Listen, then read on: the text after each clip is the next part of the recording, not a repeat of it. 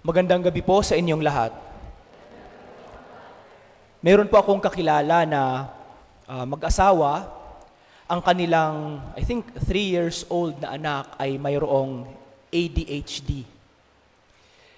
Kapag ang kanilang anak ay nagtatantrums, literally na naglulupasay sa sahig, tinatapon kung ano yung mahawakan, sumisigaw, umiiyak.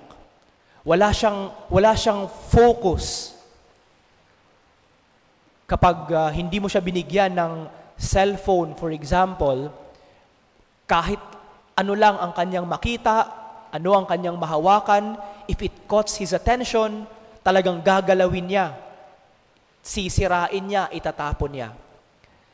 Sabi ng kanilang therapist, kapag daw yung kanilang anak ay nagtatantrums, naglulupasay sa sahig, huwag daw nilang pansinin. Hayaan lang daw nila. Hanggat hindi niya sinasaktan ang kanyang sarili, hayaan lang siya.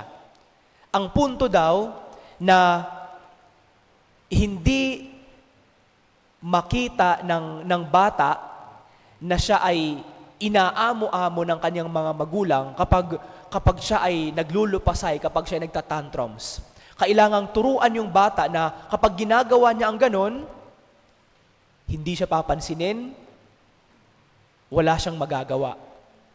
Kaya daw kapag ganon daw ang kanilang ginagawa, yung kanilang anak minsan, kapag walang pumapansin sa kanya, tumitigil, titingin sa kanyang mga magulang kung anong ginagawa, sisigaw ulit, iiyak ulit.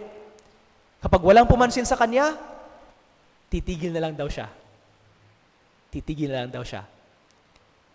Ang sabi ng kanilang therapist, oo, may mga pagkakataon daw na kapag ganon, hindi nila papansinin ang kanilang anak. Hahayaan daw nila. Pero sabi niya, kapag gusto niyong matulungan at gumaling ang inyong anak, kailangan niyong ibigay ang inyong buong atensyon sa kanya. Para gumaling yung bata, kailangang ibigay ang atensyon ng mga magulang sa kanya. Sa panahon ni Jesus, o noong panahon ni Jesus, yung mga tao na hindi pinapansin sa sosyedad ay yung mga bata, mga balo, mga matatanda, at yung mga may kapansanan. Sa Ebanghelyong binasa, narinig natin ang kwento kung papaano sa napakaraming mga tao doon na kasama ni Jesus, ibinigay ni Jesus ang kaniyang buong atensyon sa isang pipi at bingi. At kung papaano niya ito pinagaling ay nakakamangha. Sa ibang mga kwento ng himala na ginawa ni Jesus, sa harapan ng maraming tao, pinapagaling niya ang isang may sakit, binubuhay niya ang isang patay. Pero sa pagkakataong ito, yung pipi at binging lalaki, inilayo niya sa karamihan.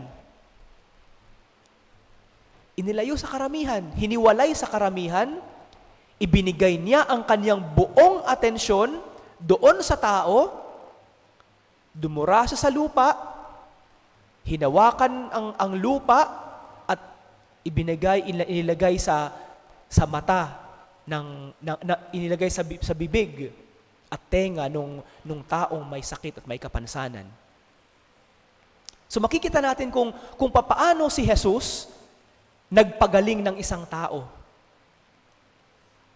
Ang kanyang pagpapagaling, hindi ang himala nangyari hindi lamang dahil may kapangyarihan si Jesus, kundi ibinigay niya ang kanyang focus at atensyon sa isang tao na binabaliwala at hindi pinapansin ng sosyedad at ng bayan ng Israel.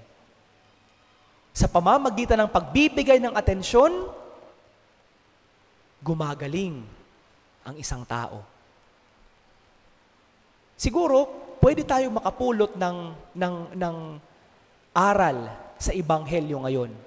At ang aral na ating mapupulot ay upang itama ang ating mga I would say, selfish na mga pagtingin sa ating sarili at selfish makasarili na prinsipyo natin sa ating buhay. Ano ang ibig kong sabihin? Pansinin po ninyo, yung mga taong may kapansanan, yung mga tao na mga mahihirap, kapag mahirap lang, hindi natin pinapansin. Kapag mahirap lang, isinasantabi muna. Kapag may kaya, kapag mayaman, inaasikaso agad. Di ba? Kapag mahirap lang, sabihin natin, huwag ka nang mamili. Kung anong ibigay sa'yo, yun na yun. Yung tao na mahirap, wala na ngang dignidad, tinatanggal pa natin, kinukuha pa natin sa kanila ang dignidad ng kanilang pagiging tao sa harapan ng maraming tao. Bakit makasarili? Dahil pinipili lang natin yung mga tao na bibigyan natin ng ating atensyon. Kapag yung mga tao na walang saysay sa lipunan at wala tayong makukuha, binabaliwala natin. Hinahayaan natin. Pero yung mga tao na makakatulong sa atin, yung mga tao na alam natin na pwede nating magamit eventually, ibinibigay ang ating atensyon, inaasikaso sila, sinasamahan sila, pinakikinggan sila. Sa Ebanghelyong binasa, pinapaalala sa atin ni Jesus, wala ka mang ibigay na tulong sa iyong kapwa-tao na nangangailangan, pero pwede mong mapagaling ang isang tao sa pamamagitan lamang ng pagbibigay mo ng iyong sarili at atensyon sa Kanya. At hindi lang yon. Hindi lang ang taong binibigyan mo ng atensyon, pinakikinggan mo ang gumagaling. Ikaw rin. Ikaw rin. Tayo rin na minsan mayroon tayong mga makasariling prinsipyo sa buhay ang gumagaling. Bakit? Sa ating pagbibigay ng atensyon sa isang tao na nangangailangan, sa ating pagbibigay ng ating atensyon sa isang tao na walang-wala sa mundo, na may pangangailangan sa mundo, nakikita natin ang ating palang problema, meron pa palang ibang tao na mas malaki pa ang pangangailangan at problema kaysa sa atin. Sa maraming pagkakataon kasi, kapag mayroon tayong problema, gusto natin na ang focus ng mundo ay sa atin. Gusto kong makita ng ibang mga tao na may kaaway ako. Very common sa social media. Kapag meron tayong kagalit, ipinopost natin, di ba? Kapag mayroon tayong problema, ipopost natin sa social media para malaman ng buong mundo na may kaaway ako, may problema ako sa lipunan. At gusto natin, ang atensyon ay sa atin. Sa Ebanghelyo ngayon, pwede itong mabago. Pwede nating baguhin ang ating sarili kung ibibigay natin ang ating atensyon sa ibang mga tao. At makikita natin na yung ibang mga tao na walang-wala,